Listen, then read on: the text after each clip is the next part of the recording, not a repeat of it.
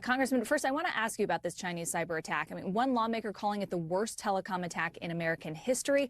And as we just heard from Sean, these hackers are still in American systems. Why is it so difficult to evict them? And what is the message that the U.S. needs to have for China? Good evening, Kayla. Thanks for having me on. I agree with Senator Warner. From the high-level briefings that I have gotten, this is the worst cyber attack against the United States that I am aware of. I think there's a number of reasons why it's so pernicious. The first is the sophistication that the Chinese brought to bear in how they accessed U.S. networks and how they then used those placements to tap into high-level officials' most sensitive conversations. But I think the second is how brazen they were. Generally, when hackers are uncovered, they sort of retreat.